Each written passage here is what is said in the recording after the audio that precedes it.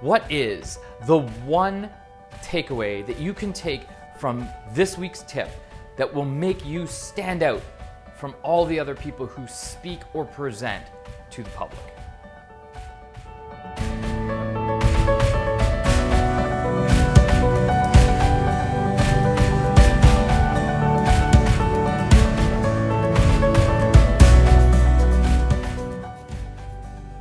Hi, I'm Tim Barnaby.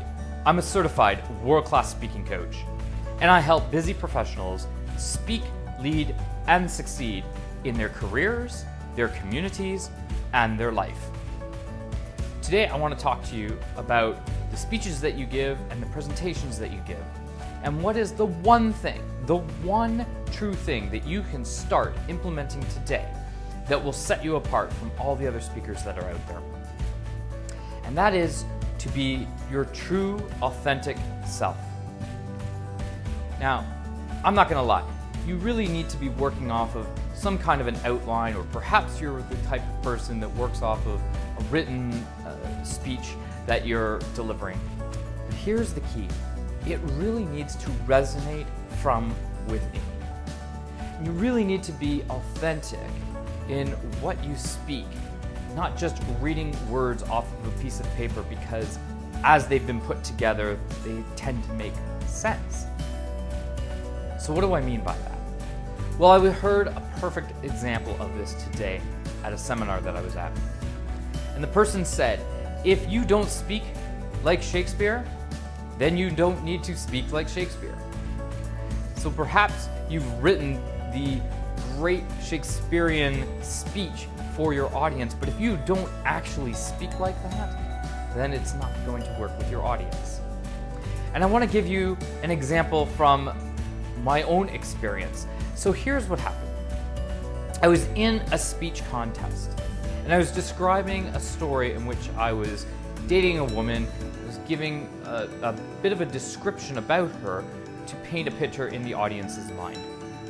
And through my rehearsals, everything was going fine until one of the people I was working with didn't like the description that I was giving of the individual. The woman that I was speaking about had dark red hair.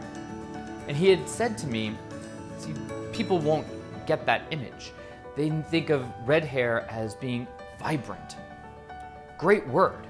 And I incorporated it into the speech, and all through all of my rehearsals, it always came up. She had long, curly, vibrant red hair. And then the moment came where I was delivering the speech. Can you just think about where I missed? Yes, it was on the word vibrant.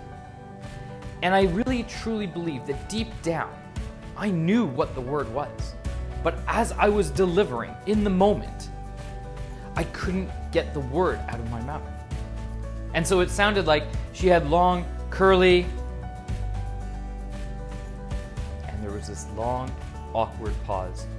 I didn't know what to fill it with. The word wasn't there. And ultimately, I just said, red hair.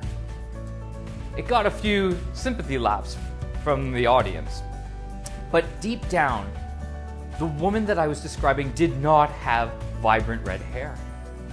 And this is what I mean by being your authentic self.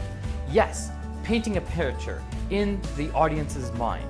Maybe they would have seen someone with this really wonderful, vibrant red hair. But the woman that I was actually describing did not have that characteristic.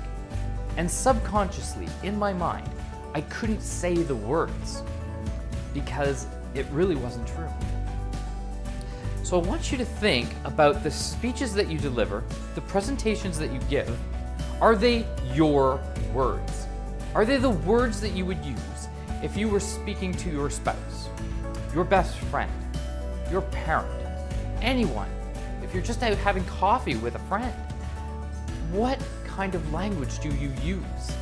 Your audience will respect you more if you're speaking to them in a manner by which you would normally converse with somebody on the same level. Tell me what you think about this below. Are you somebody who writes out meticulously the words that you want to use, and do they actually resonate? Or do you develop speeches by having conversations and jotting down notes and then trying to incorporate them in that manner.